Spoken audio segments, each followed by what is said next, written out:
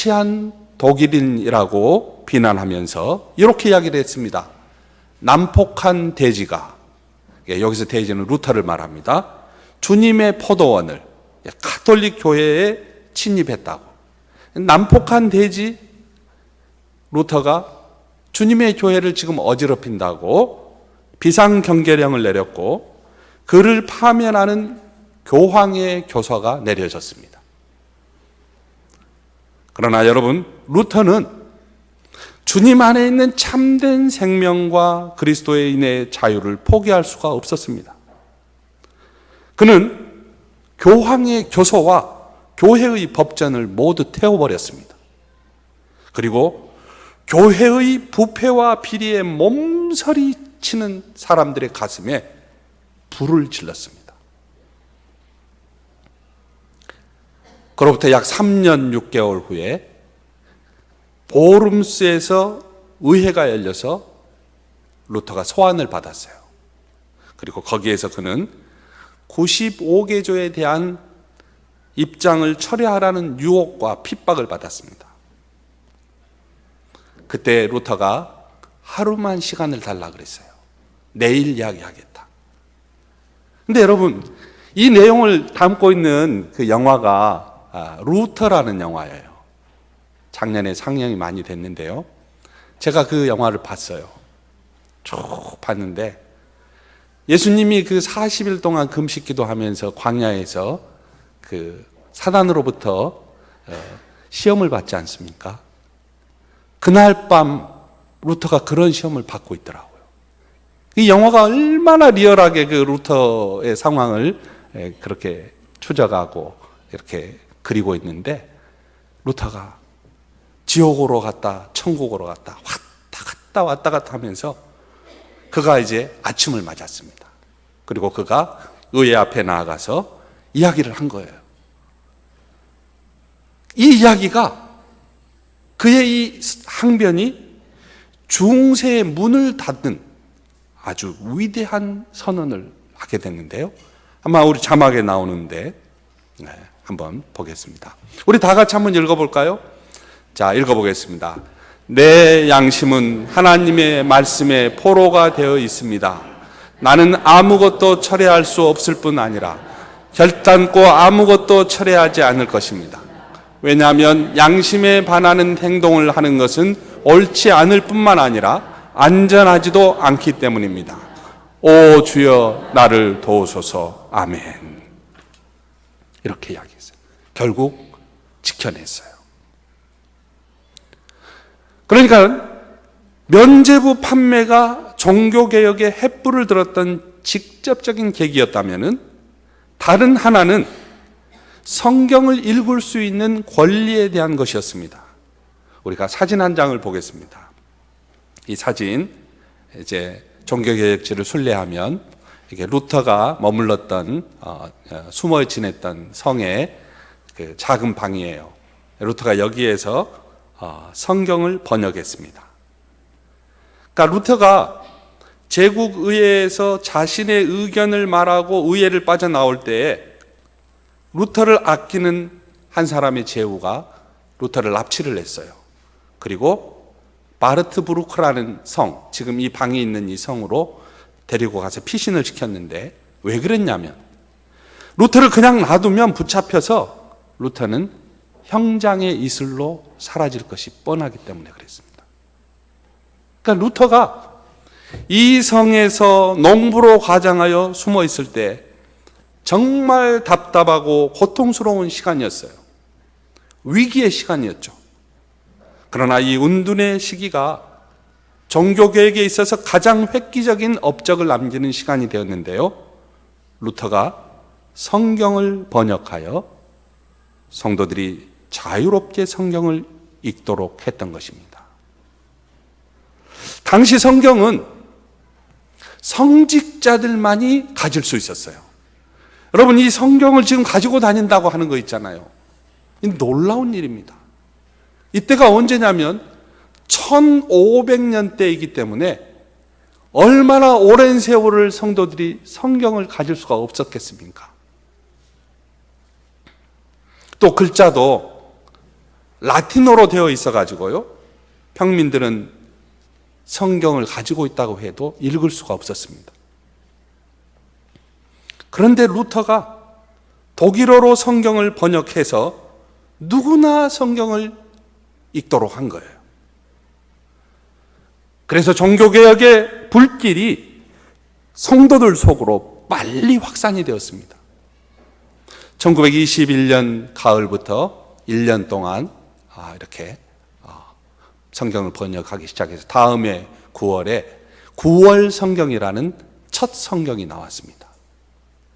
그리고 다른 사람들의 협조와 그리고 도움 속에서 1534년에 신구약 전서 루터 성경이 세상에 나왔어요.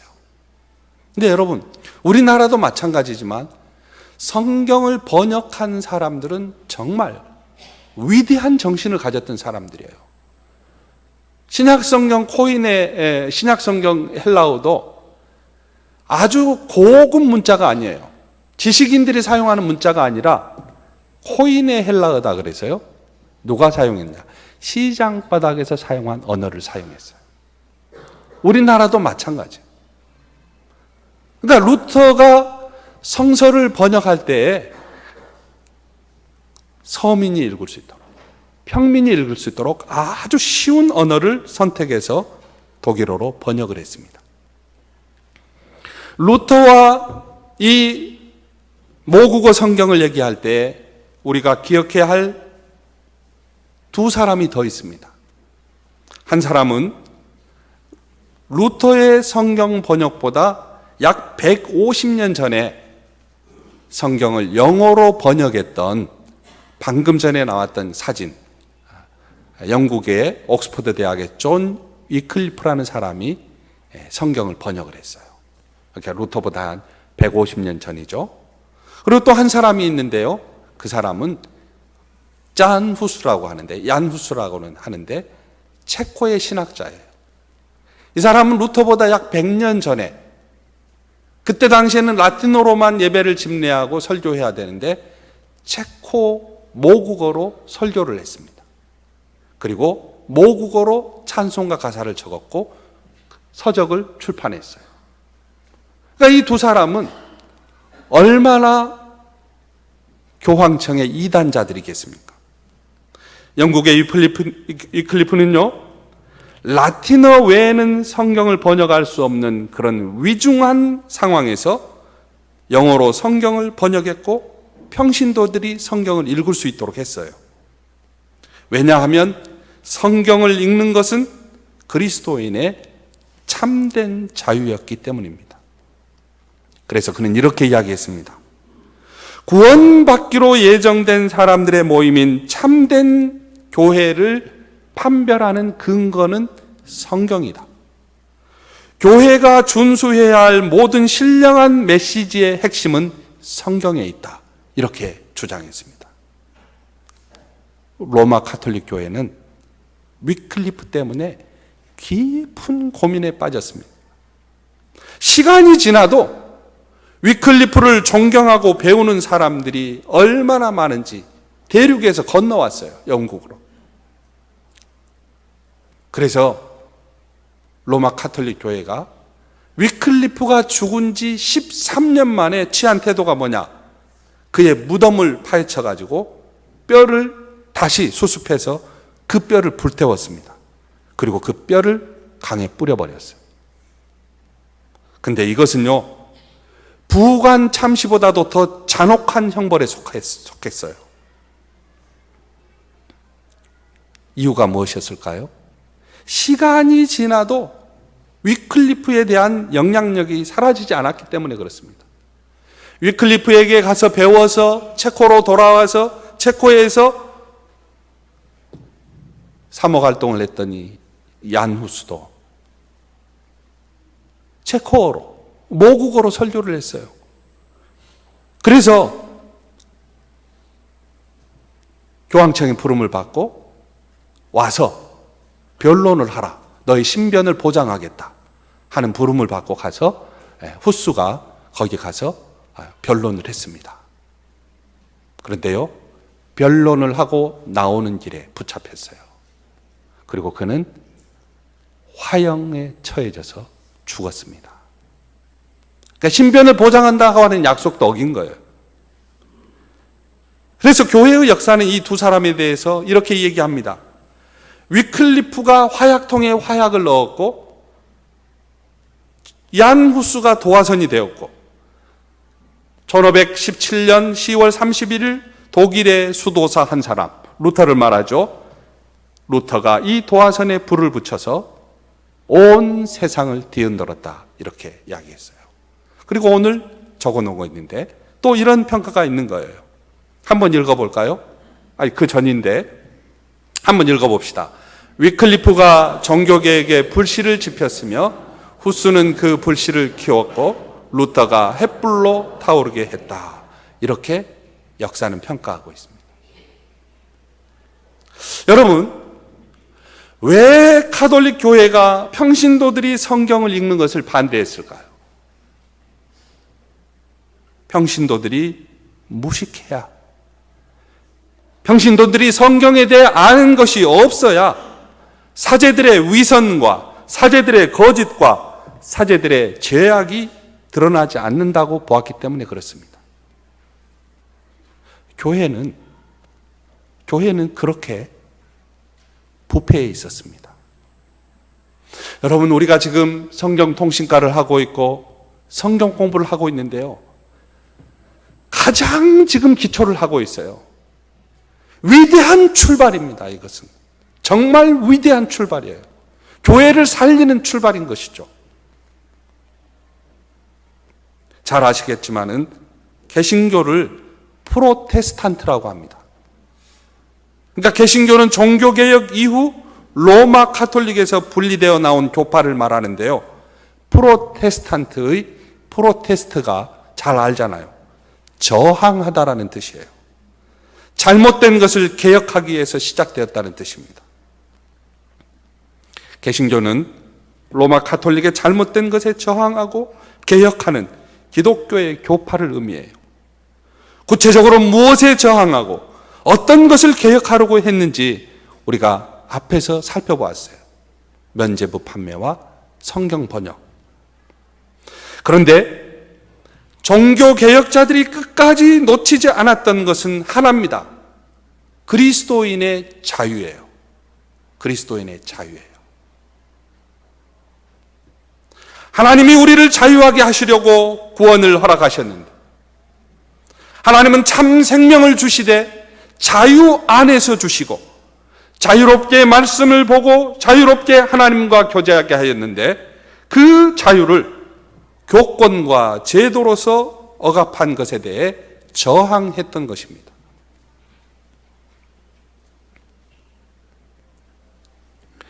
갈라디아서 5장 13절은 그리스도인은 하나님에 의해 부르심을 받은 자유인이라고 규정합니다. 교회의 역사에서 갈라디아서는 뭐라고 지금 평가되고 있냐면요, 그리스도인의 자유의 대헌장, 그러니까 한 나라의 헌법이 있는 것처럼 그리스도인의 자유에 대한 대헌장이 갈라디아서라고 이야기합니다. 이 갈라디아서가 종교개혁자들의 사상에 큰 영향을 끼쳤습니다. 그러니까 루터도 시편과 이 갈라디아서를 연구하면서 이건 아니다 하고, 이렇게 될 수는 없다, 어떻게 면죄부를 판매할 수 있는가, 그러면서 그 당시 대학원에 다니는 학생들에게 우리 이것에 대해서 이야기해보자 하면서 내일 과제로 붙인 수업의 내용이 바로 95개조 반박문이었어요. 너희들 이걸 읽고 내일 우리가 수업 시간에 이걸 토론해보자. 이것이 전 세계를 강타했던 것이죠. 오늘 본문의 배경은 이렇습니다. 바울과 바나바가 갈라디아 지방으로 선교 여행을 떠났고 선교 여행을 갔다가 집으로 돌아왔어요. 고향으로. 돌아온 후에 얼마 되지 않아서 이런 소식이 들리는 거예요. 유대인 그리스도인이 갈라디아 사람들에게 이렇게 이야기한 거예요. 진정한 그리스도인이 되려면 유대인이 되어야 한다고 얘기한 거예요. 근데 그 말이 무슨 뜻일까요? 율법을 지키고 할례를 받아야 한다는 것이었어요. 그래서 그들은 바울을 비난했습니다. 바울이 율법을 홀대하고 할례를 가르치지 않아서 복음이 도덕적으로 타락했다는 거예요. 그래서 바울이 선언합니다. 방송실이 이 선언 빨리 보자고 지금 아까부터 내놓고 있는데 우리 다 같이 한번 읽어볼까요? 그리스도께서 우리를 자유롭게 하려고 자유를 주셨으니 그러므로 굳건하게 서서 다시는 종의 멍에를 매지 말라. 이 말은 만약 어떤 사람이 구원의 조건으로 할례를 요구한다면 그는 그리스도를 구주로 인정하지 않는 결과가 된다는 거예요. 그리스도 예수를 믿는 사람에게는 할례를 받았다든지 받지 않았다든지 하는 것이 중요한 것이 아니라 오직 사랑으로 표현되는 믿음만이 중요하다는 뜻입니다. 그리스도인의 자유가 그 무엇보다도 소중하다는 얘기예요. 그러나 그리스도인의 자유는 이교도의 방종이 아닙니다. 성도들은 이미 자유롭게 되었지만은 역설적으로 이제는 오히려 남을 섬기는 종, 스스로 남을 섬기는 노예와 같은 입장으로 내려갈 수 있다는 그 자유를 말합니다. 억압이나 강제가 아니라 자발적으로 묻어나오는 사랑의 심정, 그리스도의 사랑으로 다른 사람에게 봉사하는 존재가 되어야 함을 강조하는 것이죠. 그래서 사도는 자유를 가지고 육체의 기회로 삼지 말라고 경고합니다. 당시 교인들 중에 일부가 나는 무엇이든지 할 수 있다 이렇게 하면서 파당을 짓고 심지어는 악행과 음행까지도 마음대로 저지르고 다녔던 그 현실을 경계한 거예요. 사랑하는 성도 여러분, 종으로서의 자유자, 참된 그리스도인은 이웃과 세상을 섬기는 것이 그 존재 이유입니다. 종교개혁은 이러한 자유를 쟁취하기 위한 투쟁이었습니다. 무지한 대중이 지식을 습득하고 그들의 생각을 글로 표현할 줄 알게 됨으로 해서 사제들에게 독점되었던 성경이 자유롭게 주어졌던 것입니다. 종교개혁은요, 불합리한 모순 속에서 신앙의 갈등을 느끼고 하나님의 진리 안에서 자유를 느낀 사람들이 주장하는 새 진리, 다시 말해 성경 말씀을 읽고 직접 하나님과 교제할 수 있다는 이 사실을 확신하는 자유의 외침이었던 것입니다. 종교개혁자 루터는 이런 이야기를 했어요. 나는 그리스도 안에서 자유를 얻었다. 그러나 나는 그리스도 안에서 이웃을 섬기는 종이 되었다. 이웃을 사랑하는 종으로 살겠다. 이렇게 이야기를 한 거예요. 하나님의 말씀에 붙잡힌 바 된 이 사랑의 자유, 여러분, 바로 이것이 프로테스탄트 신앙의 유산입니다.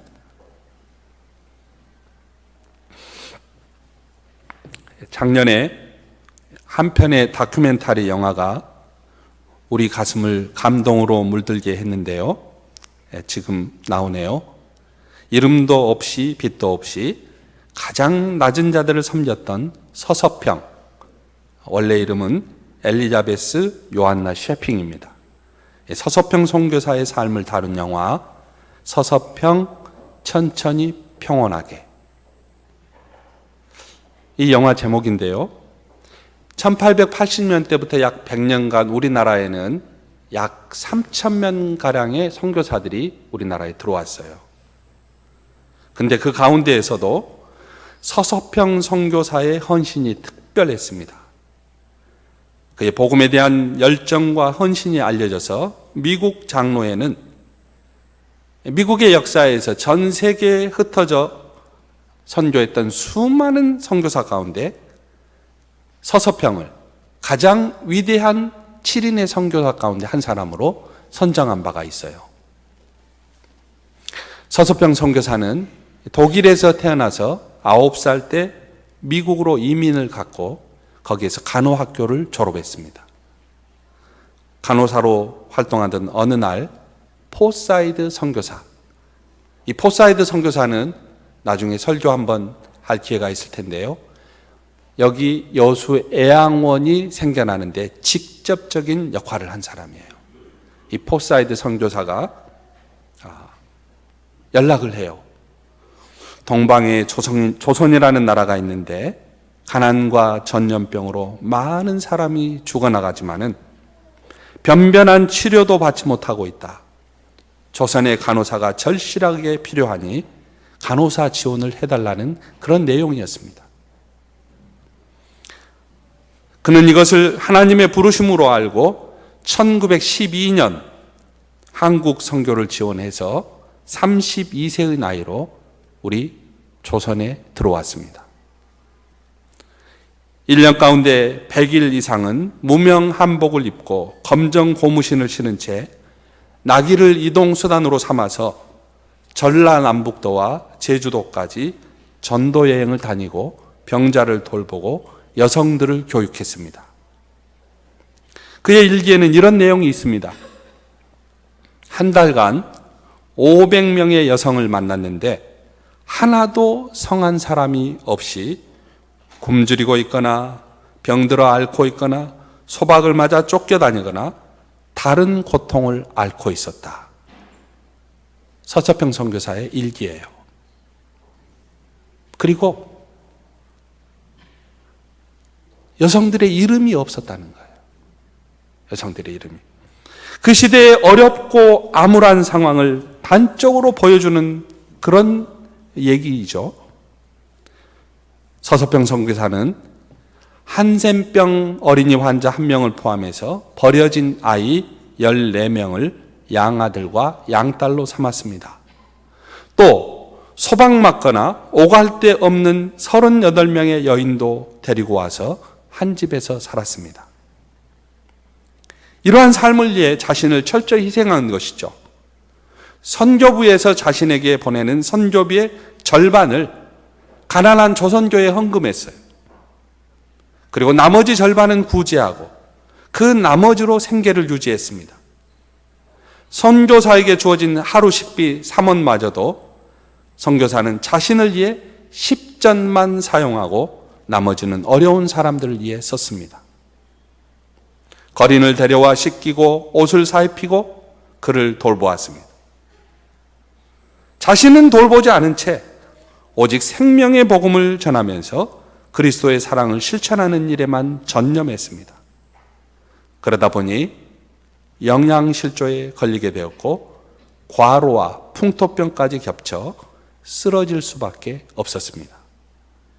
조선에 와서 22년간 하루도 쉬지 않고 조선인들을 위해 모든 것을 아낌없이 주었던 서서평 선교사는 1934년 6월 54세의 나이로 세상을 떠났습니다.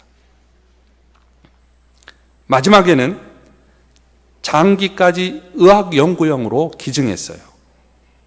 그가 남긴 것은 거린에게 나눠주고 남은 동전 7전, 강냉이 가루 2호, 그리고 반쪽짜리 담요 외엔 아무것도 없었습니다. 그가 죽자 1000여 명에 달하는 장례 행렬이 이어졌습니다. 그의 장례는 광주 시민사회장으로 치러졌는데 수천의 광주 시민과 환자들이 거리로 나와 어머니를 부르며 오열을 했다고 합니다. 성도 여러분, 그리스도인의 자유는 그 어떤 속박도 거부하는 한거이지만 정말 낮은 자의 자세로 섬기는 데까지 우리가 내려갈 수 있는 것이에요. 오늘 한국교회가 여기까지 오게 된 데에는 그리스도인의 자유를 오직 복음을 전하고 사랑으로 섬겼던 종으로서 종이자 자유인이었던 수많은 사람들의 희생과 헌신 덕분이 아닐 수가 없습니다. 오늘 종교개혁 501주년 주일에 우리는 믿음으로 인하여 율법이 요구하는 죄의 속박에서 해방되고 하나님이 주시는 진정한 자유를 누릴 수 있어야 하지 않겠습니까? 종교개혁은 교회를 위하고 진정한 믿음과 자유의 고귀함을 지키기 위한 싸움이었습니다. 그리스도인은 이 세상에 누구에게도 예속되지 않는 자유인이지만은 모든 사람에게 봉사하는 사랑의 종인 것입니다. 우리가 이 종교개혁 주일에 이것을 가슴에 깊이 새길 수 있기를 축복합니다. 기도하겠습니다.